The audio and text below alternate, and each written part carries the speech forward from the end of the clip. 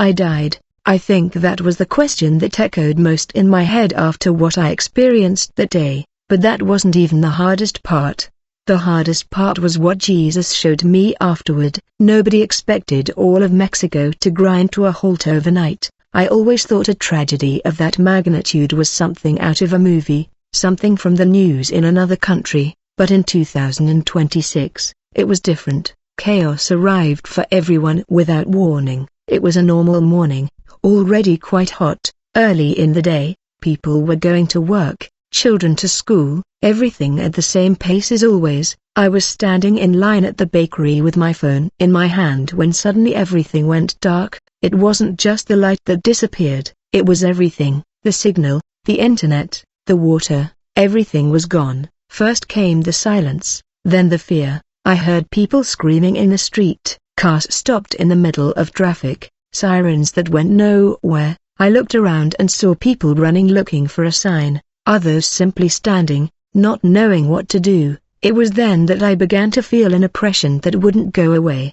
I thought of my daughter at school, my parents at home, all those who didn't know where they were. Time felt strange, it seemed to have stopped. No one had an answer, only that dense emptiness in the air. In the midst of this chaos, I felt my body weaken, everything went completely dark. I don't know if I fainted, if I died for a moment. I only remember leaving, looking at the lost crowd in the streets of Mexico City. I saw despair in everyone's eyes, but then, in the midst of that darkness, a different light appeared. It wasn't a dream, it wasn't a delusion, it was real. It was then that he appeared. Jesus looked at me in the most direct way I had ever felt. He didn't speak eloquently.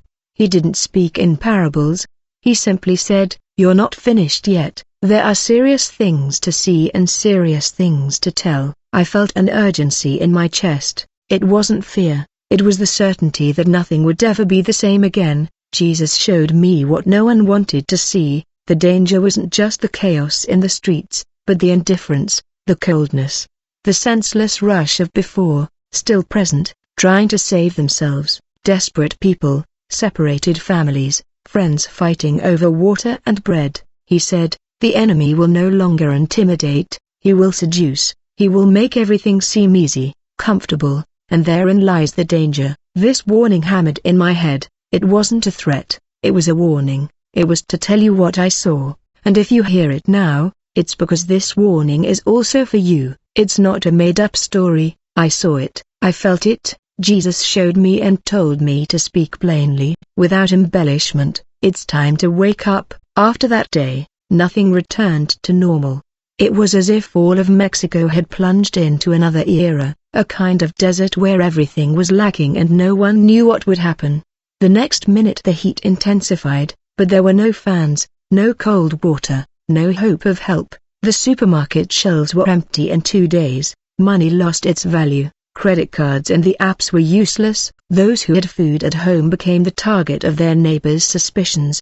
The nights were even worse, without electricity, without the noise of cars, without television, without news from the outside world. The only sounds were those of people trying to sleep, crying softly, praying aloud, or the sirens that sometimes still wailed in the darkness. People of all faiths, of all kinds, now equal, feeling afraid and ashamed to ask for help. There were times when I wanted to disappear, close my eyes, and wait to wake up in a different world. I started seeing neighbors who had never spoken to me knocking on my door to ask if I had rice, water, or candles. I lost count myself of the times I stood in line just to get a bucket of water from the tanker truck that appeared every now and then. People tried to organize themselves, but fights soon broke out. No one had patience.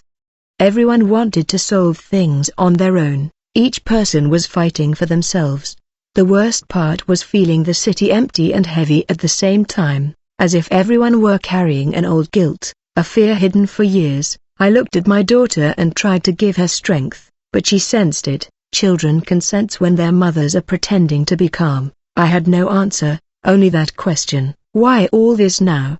In the middle of one of those long nights, when everyone seemed to have given up, that presence returned. It wasn't a dream, it wasn't madness, it was as if time had stopped. I felt Jesus nearby, looking at me as he had the first day.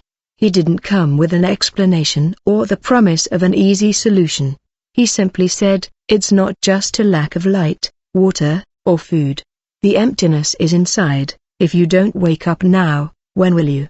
That message kept swirling in my head. It wasn't just for me, it was for all of Mexico, and I understood, the greatest darkness wasn't outside, it was the time we spent living without truly caring about those around us. As the days passed, what hurt me most wasn't the hunger or the thirst, it was the silence. Mexico City, accustomed to noise and movement, now seemed like a ghost town. I heard children crying in the building across the street, dogs howling at night, but there was no more music or laughter in the streets. People began to speak more quietly, as if afraid of attracting attention or disturbing their neighbors. Everyone began to suspect something was amiss. Before, simply walking down the street was enough to feel life. People selling fruit, packed buses, street vendors shouting. Now, the little that could be seen was people walking quickly, heads bowed, thinking only of getting home quickly with something to eat. The fear was so great that we even hid the candlelight so as not to attract attention. I felt that suddenly each of us had become an island. Meanwhile, word spread, no one really knew what was happening outside. Some said it was a punishment, others spoke of war, a virus, an invasion, but no one knew for sure. What everyone felt was that they could no longer rely solely on the government, the police, or the promises of politicians. Each person had to look out for themselves. His own. The feeling of abandonment was intense. One day I tried to gather the people in the building to share the last bottles of water. At first, they agreed, but then came the distrust, the fights, the arguments. It seemed that everyone had forgotten how to trust. It was strange to see longtime friends looking at each other with suspicion, neighbors making up stories, families fighting over trivial matters. The hunger wasn't just for food, it was for security, for hugs, for hope. It was one of those days, when I was already thinking of giving up on everything, when his presence returned. Jesus didn't show me an easy way out, nor an instant miracle. He simply looked at me, in a way that only those who have lived it understand, and said, "True life only begins when you learn to be there for each other, not against each other." It wasn't about religion or rituals. It was about looking into the eyes of the person next to you and sharing what little you have, even with fear. That's when I understood, Mexico lacked not only energy but also unity, and until we learned to take care of each other, nothing would change. The days went by, each one seeming longer than the last. We got used to the darkness, to rationed food, to bucket toilets, to washing clothes in the makeshift tub in the building's courtyard. Those with large families learned to truly share. Those who lived alone learned to ask for help. I had never seen so many people swallowing their pride to knock on a neighbor's door, to offer or ask for a piece of bread. What impressed me most was seeing children playing with bottle caps, laughing amidst the chaos, teaching adults not to lose their minds. One day, a group of young people went out into the street to collect rainwater to share with those who couldn't leave their homes. It wasn't charity on social media, it was necessity, a genuine struggle for survival. And yet, there were still those who frowned, who hid behind their doors, afraid of losing what little they had managed to save.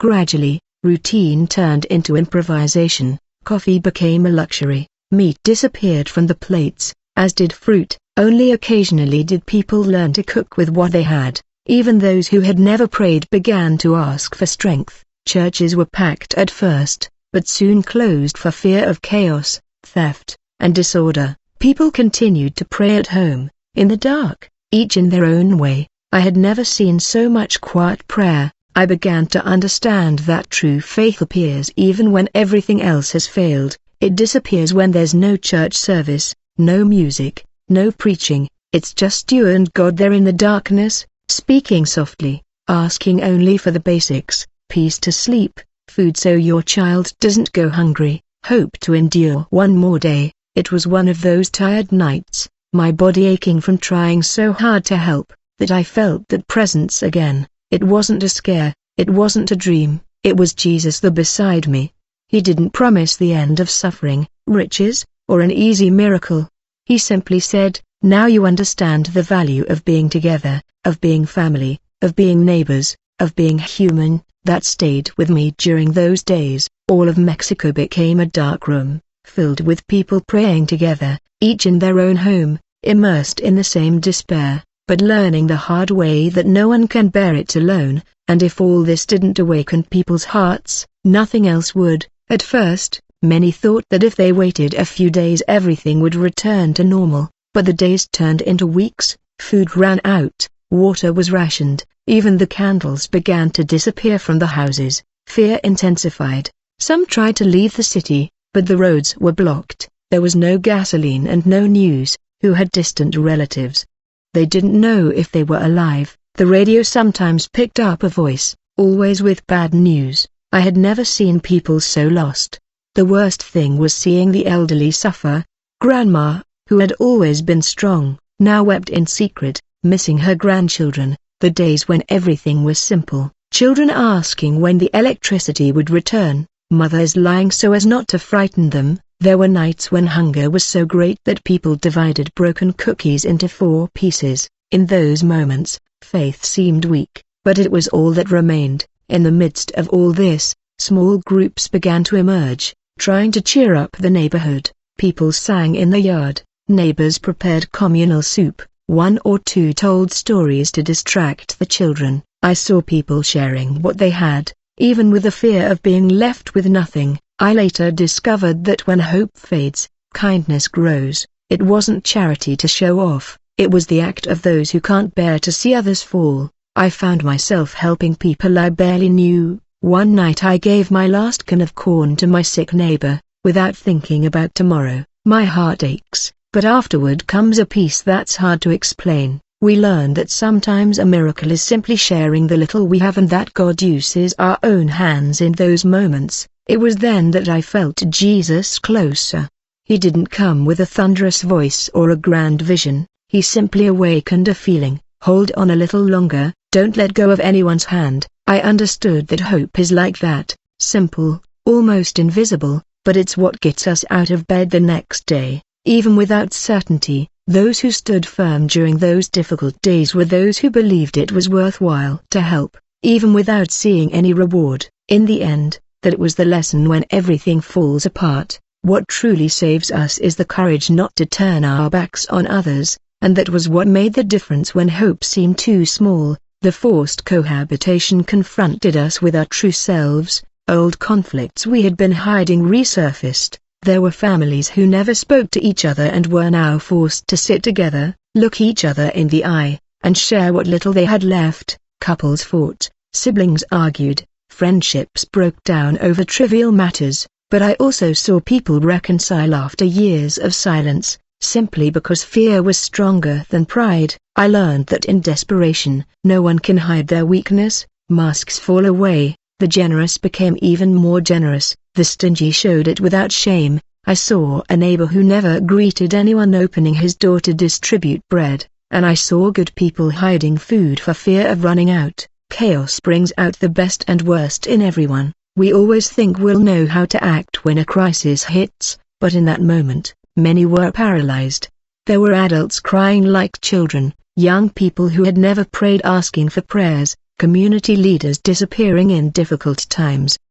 In those moments, only faith kept them together, but not a faint faith or a ritualistic faith. It was fundamental faith, asking God for strength to get through one more day. I myself had to swallow my pride and accept help from people I never liked. One night I could only sleep because a neighbor came to share her last package of cookies. In such a moment, do you see that deep down we are all the same?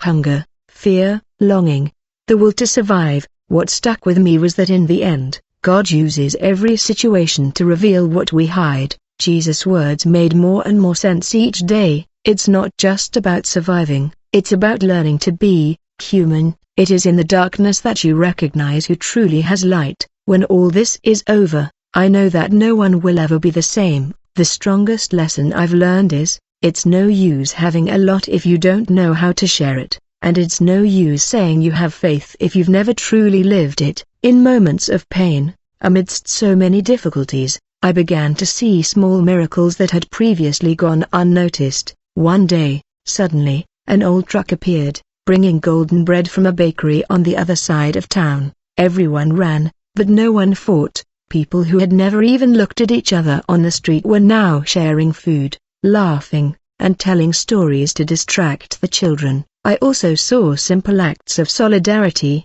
like a child who gave his own toy to a younger classmate to stop him from crying. A woman sewed masks from old sheets for those who needed to go out to get water. I saw people forming lines without police, dividing up the time in front of the fountain so that each family could get only what they needed. It wasn't charity for photos, it was simply the desire to help. It was there that I understood that hope is born from these little things. When everything else is lacking, what remains is attitude. I discovered a strength within me that I didn't even know existed. I also discovered that asking for help is nothing to be ashamed of. On the contrary, it unites people, provides relief, and calms the heart. I began to be grateful every day for things that before I didn't even care about. Sleeping with my family, hearing conversations, smelling simple food, sharing a coffee, the essential things gained value, and my faith, although weakened, returned little by little, like someone getting up from a bad fall. At that moment, my prayer changed. It was no longer about God getting us out of trouble, but about Him giving us strength to endure and sensitivity so as not to be paralyzed. I asked Jesus not to let me forget the lesson when things got better. His message was clear: sometimes a miracle is simply seeing the other person and extending a hand, and that true hope is learned in difficult times. When I think about that moment, I see that pain united those who were never meant to be together, and it was in the simplest gestures that God showed He still cares for us, even when everything seems over. After living on the edge for so long, I began to see that even in the worst of times, faith slowly returns to the hearts of those who don't give up. Those who once only complained, now gave thanks for the little they had. Neighbors who barely spoke to each other began to share stories, food, and even tight hugs when they cried. The fear didn't disappear, but it gave way to a trust that no longer depends on what you see, but on what you feel inside. One day, in the middle of one of those impromptu conversations in the building's courtyard, someone began to say, "Let's pray." No one looked at each other suspiciously. No one found it strange. Everyone was quiet, heads bowed, speaking softly to God as they knew how. There was no sermon nor elaborate speech, just a group of tired people, with the hope of a new day.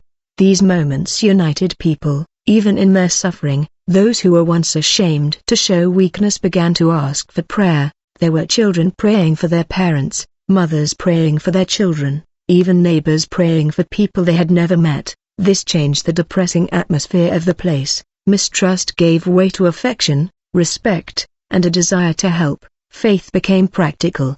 It was about seeing who needed it most and sharing what little they had.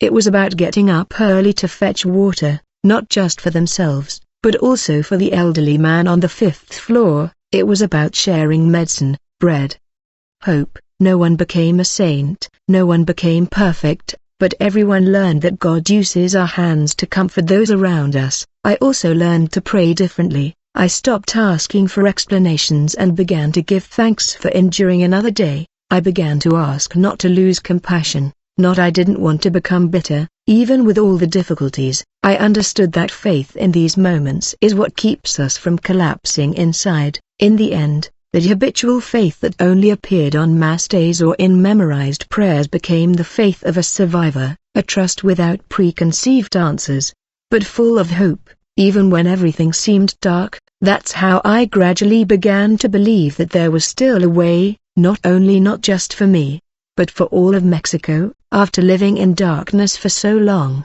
you learn to appreciate the simple things: the sun streaming through the window, a sip of clean water, hot food, a quiet conversation. I saw many people change, lose their fear of asking for help, learn to share shamelessly. The crisis was hard, but it also served to show who people truly were. As the months passed, what stood out most wasn't the hunger or the thirst, it was the way people began to see each other. Suddenly, neighbors became friends, people who were once invisible became part of the family, children began to care for the elderly, Young people taught adults how to improvise, and the elderly became everyone's advisors. When things finally began to improve, with electricity slowly returning, water arriving, and markets gradually reopening, I realized that nothing would ever be the same. The scars remained. Those who were hungry no longer wasted food. Those who were alone learned to visit, to ask if the other person was okay. Those who initially shut themselves away, over time, they learned to open their doors. The most important thing was seeing that faith no longer depends on habit or a full church. Faith has become an attitude, a gesture of compassion, a word of comfort, a sincere, even simple, prayer. I saw people giving thanks for everything, even for suffering, simply for being alive and having someone with whom to share their lives. In this New Mexico, I learned that the greatest miracle is not a magic solution, but a transformed heart. I understood that Jesus had already warned us that when the worst happens, we either close ourselves off completely or we learn to truly love, and that sometimes God allows the long night to teach us the value of the sun when it returns. In the end, what remained was this: the certainty that no one can endure alone and that true hope is built day by day, even if slowly, even with fear. If you have lived through all of this and still feel a tightness in your chest, don't forget it. Even in the darkness, God is working to bring something new. When life slowly returned to normal, everything seemed slower. The traffic was no longer the same, the hustle and bustle disappeared, people looked at each other more on the street, many businesses closed permanently, others opened without so much haste, schools reopened, but now parents stayed closer to their children, afraid of losing them again. Many couldn't take it anymore and left the city in search of a quieter, safer place. I learned that starting over is not a celebration, it is slow, timid, sometimes doubtful, sometimes angry about what was lost. Many things cannot be undone. People died, houses collapsed, jobs disappeared, money never had the same value again. But in the midst of this new beginning, I saw that many things became more valuable: shared time, shared bread, prayers offered with open hearts. Churches reopened, but they were different. There wasn't so much formality anymore. Nobody cared about clothes, chairs, or schedules. People went to give thanks, we cried together, we listened to the stories of the survivors. The service became a gathering of people marked by their own experiences, people grateful simply for having gone through it all together. It wasn't about religion, it was about comfort. Jesus' message became even clearer: don't lose the lesson, don't go back to autopilot. I had warned that the greatest danger was getting used to the emptiness. Now everyone felt the weight of truly living, of caring for others, of not wasting time on what doesn't matter. I learned to rebuild little by little. I learned to do more with less, to celebrate every small victory, to accept help without shame. I began to value more those who stood by me in the darkest days. I discovered that those who survive the worst carry within them a new strength and a mission, to leave no one alone in the next crisis. If you've come this far with me, you know what I'm talking about. It wasn't easy, it wasn't pretty, but it was worth starting over. The most important thing is not to forget, life can change again at any moment, and this time, we've already learned the way back home, to each other, and goodbye. Over time, I realized that surviving the worst comes with responsibility. It's not just about carrying on pretending nothing happened. People started helping each other more. Many old disputes were left behind. Many people resumed dialogue with those they had drifted apart from. I saw groups of neighbors forming support networks, pastors visiting house to house, doctors providing free care to those who had nothing. I learned that those who stay have a commitment to those who may still fall. Young people, who before only thought about leaving the country, began to value what they had. I saw people investing in gardens, learning to repair what they used to throw away, discovering the pleasure of simple tasks. The children grew up faster, the adults became less arrogant. Even at small neighborhood parties, the atmosphere was different. The fear of the past didn't disappear, but it became a driving force to do things differently. The churches, now filled more with ordinary people than with religious people, became places of listening, There was no longer a division of classes or a demand for perfection. Each person brought their story, their pain, their desire to start over. Prayer became conversation, worship a gathering of survivors. Those who hadn't cried back then cried now, not from sadness, but from relief at still being here. It was in this new routine that I realized that faith isn't just for difficult times, but for every day of rebuilding. Those who have experienced firsthand what it's like to lose everything learn not to lose sight of what truly matters, to be grateful for the rice on their plate, for the roof over their heads, for the embrace of those who remain. Jesus showed me long ago that the danger was falling back into old habits, into coldness, into indifference. Now I truly understand. It was time to hold on to this lesson and not let time erase what I had learned with so much pain. Finally, I discovered that the commitment of those who survived is to ensure that no one gets lost again. It's about being willing to help, listen, and share, because the next crisis may come, but those who learn together will never let go of each other again. No one's hand. When I look back and see everything we've been through, I can only think of one thing: don't let time erase the lesson. All of Mexico has changed. Hunger, fear, emptiness, all of that has marked every family, every street, every neighborhood. But what truly remains is the certainty that no one can do it alone and that God never abandons those who are willing to help and be helped. Life has returned, but in a different way. Some people are rebuilding their homes, families are starting over, people are learning to do again what was once automatic. But the fear of forgetting hits hard from time to time, because human beings tend to revert to old habits, to pretend nothing happened, to let go of what hurts. To remember, don't let that happen to you.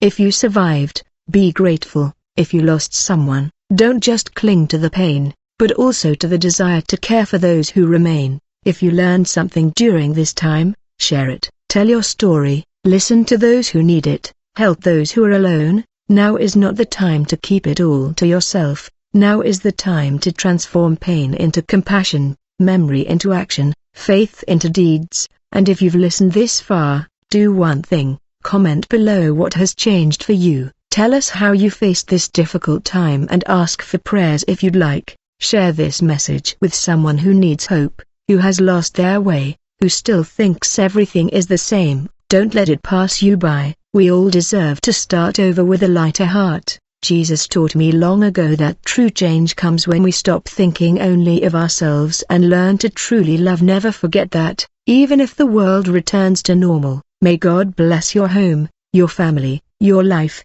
and remember, what we learned in the darkness should be a light for many people. Now is the time to awaken. Today is always the time.